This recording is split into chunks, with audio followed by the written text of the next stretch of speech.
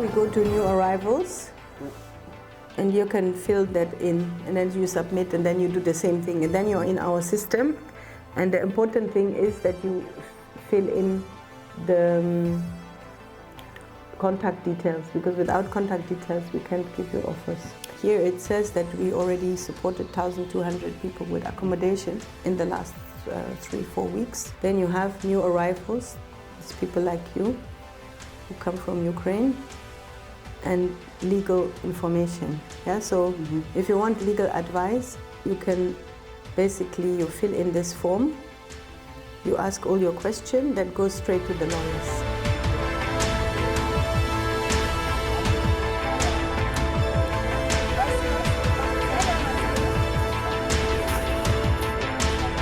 Tubman Network is a coalition of Black community organization and Black businesses and individuals, people of African and Afro-diasporic descent, who've come together to respond to this emergency situation in solidarity with our brothers and sisters. Yeah, if you have a qualification already, like for example, imagine you have a nursing qualification in Ukraine, then you can already apply for a job, and we will help those people to apply for a job, because they can get Aufenthalt because of their profession, you know. So anyone who has already a qualification, there are many allies, white and BIPOC organization and individuals who've come to support this initiative because they do not agree with the racial profiling of police and the discrimination that has been marked by the journey from fleeing from the war. Also, the representation in the media has been concerning, and yeah, it's time to end this inequality and ensure that all people fleeing from war have equal protection and equal rights. So I do need somebody who says, I want to be that contact person to maintain contact with the people who are on COVID quarantine. At this moment, helped about 100 people a day.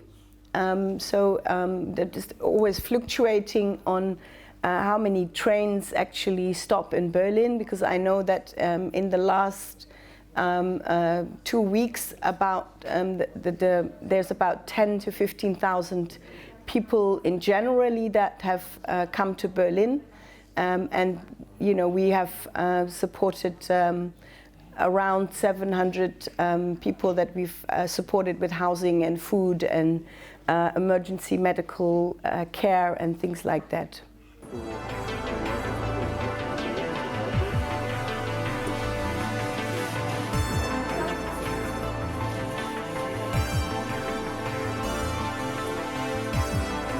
I can tell you that in the first couple of days, we've been in a situation where we're completely left to our own, because there was no preparation in relation to the authorities. In fact, we had volunteers that called all major help organizations in order to see what can be done and what kind of support's given, and most of them were closed and not able to respond, especially after hours.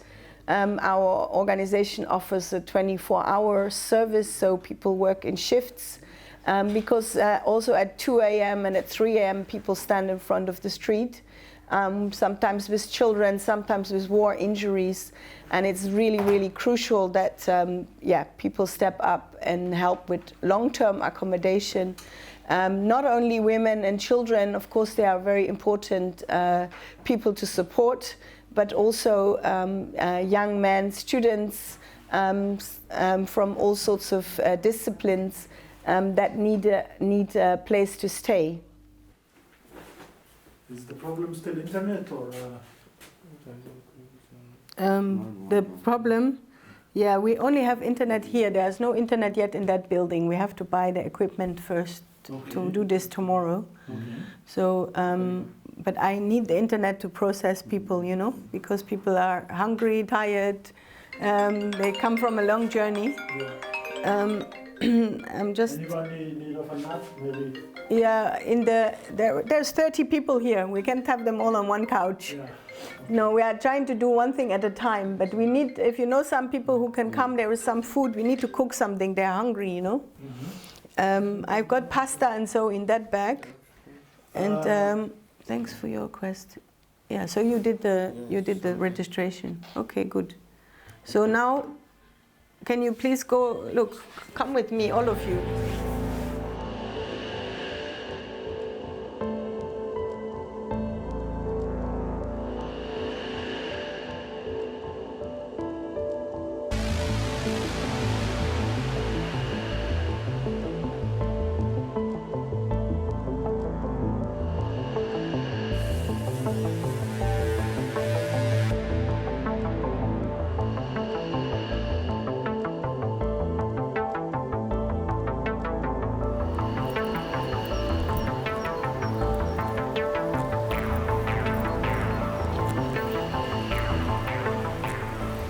I came in about like 3 weeks now. So I don't have like the first-hand information. The information I've gotten is like not accurate and I'm not sure about it. So I just wanted to ask a little bit of things. Yeah, it says it's a temporary residency. And it depends on your status from the Ukraine, if it's actually the right thing to do or not. I'm not a lawyer right now, and I haven't seen your documents. So I can generally say if you are someone with a temporary residency from the Ukraine, then you have these benefits, and if you're not, these are the risks linked to connected to certain benefits which the state offers. So have you started looking for a university? Yeah, I've started looking for university, but I think the law is not clear yet about studying here. So that's what I want to find out about finding university and if I can actually go to school here. You have to actively look at the chances, the different possibilities of staying in Germany. So if it fails to work as a student, what else? Okay. So but the basis of most of these things is language. My real question is, how do I get into the language course?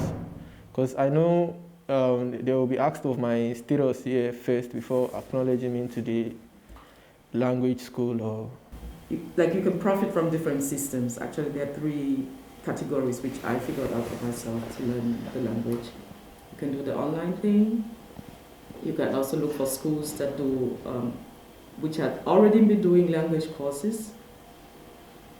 So you have some spaces where they give every Thursday language courses, and you do not have to register. Or you just need to call and say, I will be coming in today. So if I start learning let's assume I started learning the language online. So what are my assurances that I can stay in this country and maybe proceed after learning the language course? Yeah, nothing is sure. Okay. These are just possibilities to make it become something.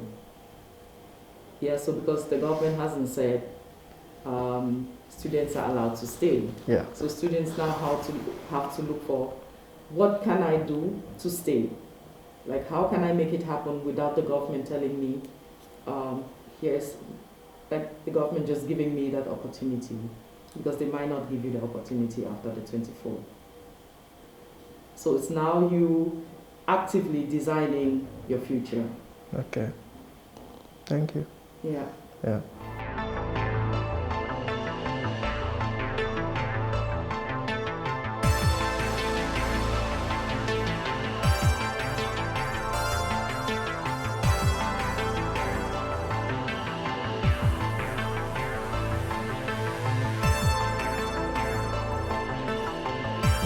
And so that tomorrow morning you don't have to get another corona test. Do you understand? So you can just come at 8:45, it's going to be okay. How do I get registered, like my details, my information for the class? I am the teacher. Okay. So you're lucky you meet me because normally I'm gone. Okay. Okay, so what I'll propose you is that we photocopy the first 15 pages, because basically it's not even going to be 50 pages. And then you get a European certificate. Third. Then the next. I'm a German teacher. I teach German as a foreign language, as a second language, and I also teach integration classes, because there is also this opportunity to attend an integration class. Es geht mir nicht so gut. Oh, sorry. Danke. Und This class is not just a simple German class, it's a class that will lead our students to the first level of a European framework for languages. So they will attend this class for 8 weeks, and after they will have the A1 certificate, language certificate, German language certificate. And after they will attend another 8 weeks and they will get the A2 and then the B1, the B2 level. And if they want to make an Ausbildung, which means if they want to learn a trade, they need the level B2, the language level B2. Now, if they say, no, I want to study, they will need to get a language certificate at the C1 level. I'm going to keep teaching you stuff. So we said until 10:30 and after there is a break. Okay, the first break. So, kann ich das abwischen? Ja? Can I wipe it up? Our students in the Tubman network are students who have decided to leave Africa to study in Ukraine. I think they have good opportunities to get a residence permit if they say that they are attending a class and they really are attending a class, they really want to learn the language and they want to work here. They really want, just as any foreigner coming here, they don't want to live in the streets, obviously. They want to have a home. They want to make it in Germany. They want to find a nice job and live their life as young people and, you know, maybe marry, start a family, found a family, or, you know, they have projects and they want to learn a good job. They want an international qualification and a good opportunities and a good university degree. Frage. Versteht ihr mich? Versteht ihr mich? Ja. Das ist richtig. Wiederholt. Can you repeat? Das ist richtig. Das ist richtig. Das ist falsch. Das ist falsch. Sehr gut. Can I wrap it up? I am very happy with my students. I really see that they want to learn. The point is that we have a room and the room has the size it has. So it means that more and more students are coming every day. So I have done everything I can to welcome them and to find some place in this room. And they have been very flexible too. They really try to, you know, make place for every new student. But it will be nice if we could have a bigger room, or even we are thinking about employing another German teacher. So, you see why we say that English is actually a German language. Did you know that English people, they were Germans before? Oh, yes. And they left Western Europe and they went to the north. They went to the north to England, Yeah. and Danish and Swedish and Finnish. Kan niks left to primary colors.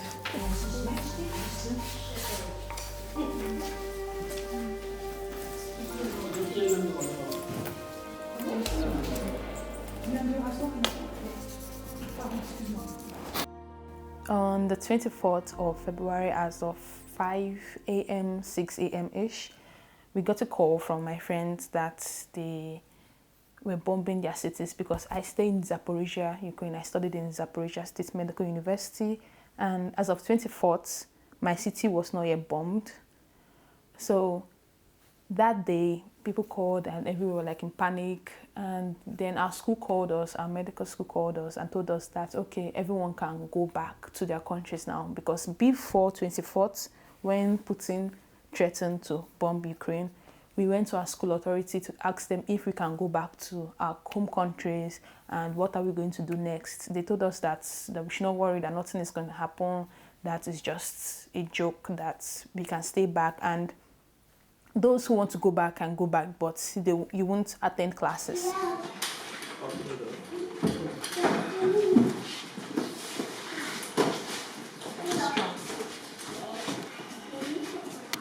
Carrie, you look very professional. Carrie? Then when we got to like Dnipro city, an old lady with her kid came inside and came to where we were and told us, because where we were like Africans, Indians, Moroccans, Ukrainians and their families were like all in a very small cubicle. So the Ukrainian lady came in with her daughter and told us that all blacks should leave the place. We're like, why? She said that she doesn't want any black inside her train, that we should get out of the train. We're like, ma, everyone is running. Everyone's running for their life. We can't just leave the train. Then the lady in charge of that cabin came and told us that we should leave. We said, why should we leave? Everyone is running, the train is free. And she said no. So they called the police officer that came and was beating us, hitting us, they threw our things. So some Africans came to help us like solve the case. Then that was when the police officer brought out their gun and was like about to shoot us on our head, because they told us that we should leave the train, that black people were like preventing them from leaving, we were occupying space, that we should leave the train. And the train was moving at that time. So all of us were very, very scared, because the police officer, he was very drunk, and I think he smoked and he was like high. So later some Ukrainians now came and now separated us and begged the police officer to go. So we left and went to a different cabin, and some people accommodated us in their space. Then we had to like squat each other until we reached Lviv. Mohammed is going to sit here. No, nobody's going to sit here. Mohammed Ali, there's a tripod here. We went to the immigration office in Poland, and the immigration office told us that, sorry, that there's nothing for Africans. They told us like that there's no plan for Africans, there's only Ukrainians, that we have only 15 days to stay. We're like, okay, what of school? Because we now heard that the Ministry of Health in Poland decided to accept medical students to the medical universities in Poland. So I went to the school to apply. They told me no, that they can't accept me because I'm not Ukrainian, that they're going to accept only Ukrainian and Polish students first. But I can put my name on the list, on the waiting list, that once they are done with all the Ukrainians and the Polish citizens from Ukraine, then they will decide whether they will contact me if there's still a spot available for me. So when I came down the road of reggae, everything seems to be ready for me. Today, we made this special show to dedicate it to the special students, refugees, Africans, who are coming from this war zone country. I mean, where bombs have been thrown, missiles have been thrown, people have been killed every day and night. Welcome, Alexandra, in the studio. I think it's very, very urgent to speak about the situation for third country nationals fleeing Ukraine right now. What I know from the last 2 weeks is that there's a lot of confusion among especially people of different African nationalities who for one reason or another were living in the Ukraine. They had to flee because of the Russian invasion, and now their legal perspective is very unclear. There's false information and there's very confusing information on the part of European and German authorities, so I think it's very urgent to speak about this. On the 4th of March, the European Union implemented a directive, the Temporary Protection Directive, which gives status to people fleeing the war in Ukraine, mostly to Ukrainian nationals or their family members, or people who have already had a refugee protection or humanitarian protection in Ukraine. For third country nationals, this directive says that they can get temporary protection if they cannot safely return to their country of origin. However, Germany and the European Union have also lifted the need to have a visa. That means third country nationals fleeing Ukraine can stay without a visa until 23rd of May 2022. And in this time, they can apply for other residence titles, such as student visa, work visa, or visa for a language course. So this is the situation they are facing right now in Germany. For most of them, it will be very hard to get temporary protection here. This will only apply to some and very few third country nationals as of now. But there are other possibilities to make a permanent stay, a permanent residence in Germany.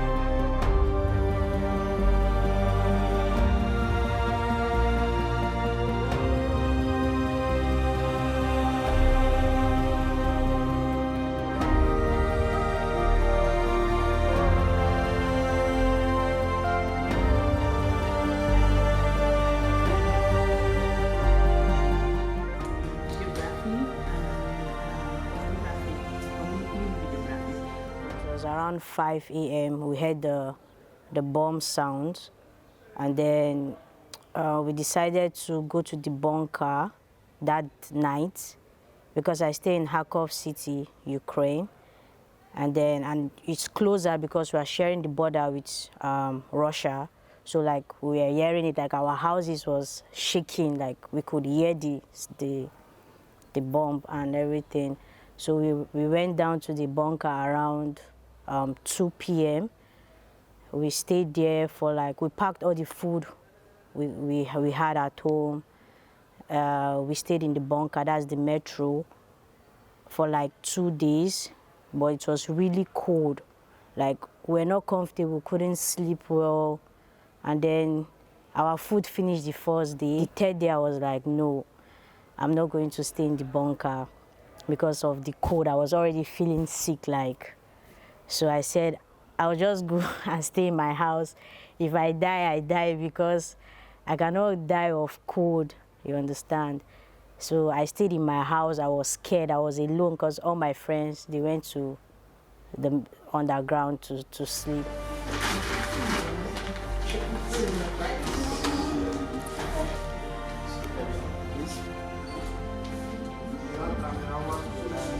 I was still scared, so my brothers called me, because I have brothers there in Ukraine. They called me that I should leave immediately to the train station and go to Poland border so I can enter Poland. So on our way to the train station, we were waiting for our train. So the first train that came, we were not able to enter because we experienced like racism, like from our fellow Africans. Like there was this Moroccan guy, sorry. The guy was like, we black people, we shouldn't enter the train because it's only his fellow Moroccans that will enter the train. So we're like, but we are all from Africa, why are you doing like this? He was like, we should fuck off. And then we missed that train. We were like under the cold because it was winter period. We were under the cold for like 4 hours, 5 hours that morning, because we went there from like 5 a.m. We were there till another train came, like evening period. Then some guys helped us, like they pushed us inside the train so we could enter.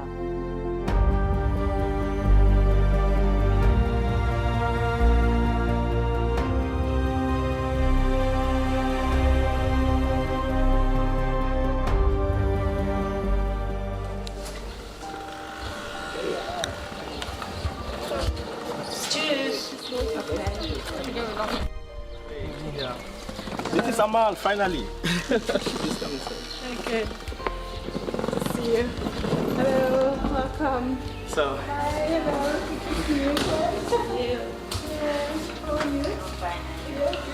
I'm happy that you finally got time to make it our studio. Yes. You see a happy. Yeah. So, I will directly. Familiar faces everywhere. Yeah. It's very nice. I will introduce you to the whole team. This is Louisa. She's going to be a Ahmed Ali, who is part of our workshop team. He did his own film with about him. Here's Katarina, with whom we plan all the projects. Okay. This is Adalto, our technician. Hello. Yeah. This is Amal, she's responsible for the top man. Oh wow. Hello. Nice to meet you. Yeah, good to meet you. Your student. Yes. Good to see you. Your student, Mahmoud. And so we have a TV, we have like a workshop, like a media workshop. I sent you the information. Yeah. They've been doing it, so today they have like a presentation about what they have been doing for the past weeks. I'm very curious. The current situation remains a grave concern. Obviously, some people didn't survive.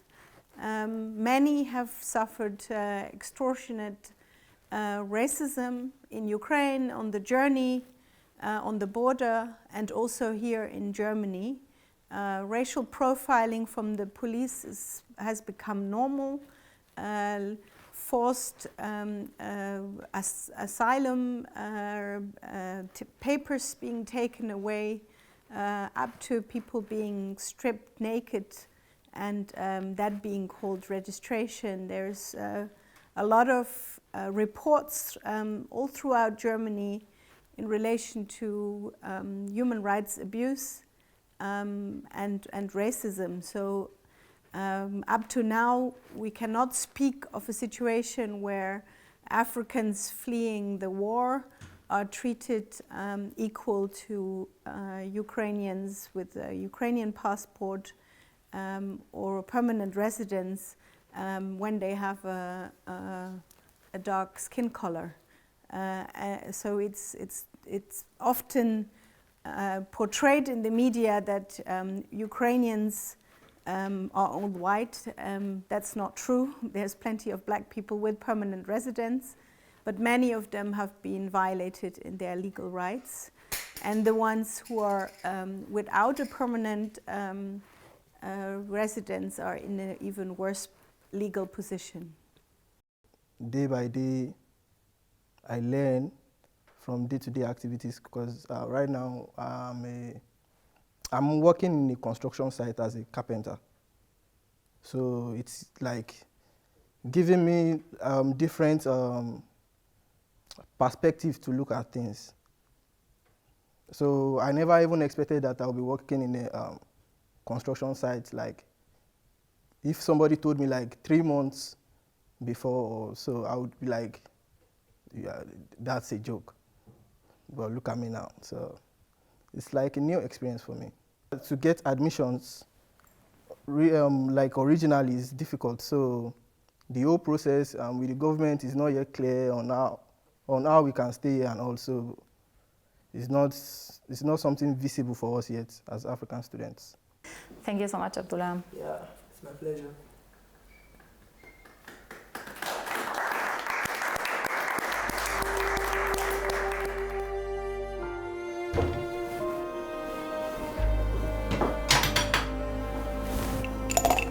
So I put a tick mark over here. So you're done. And who is this Ali Ahmad?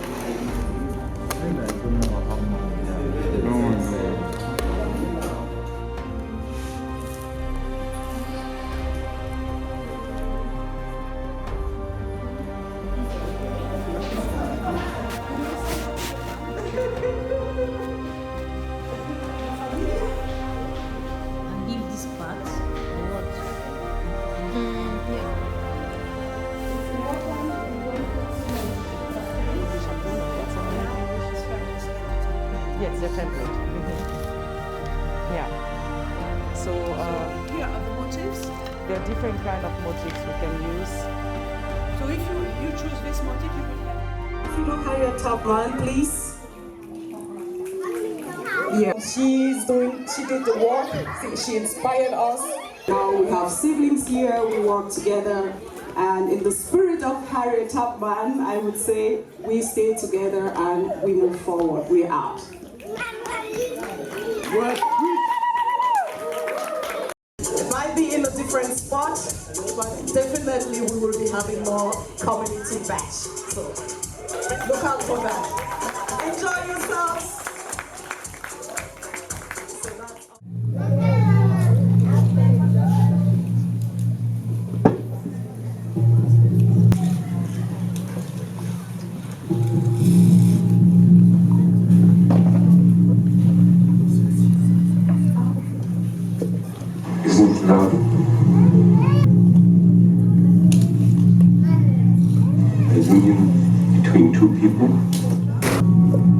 Buddha's birth fall in love with himself.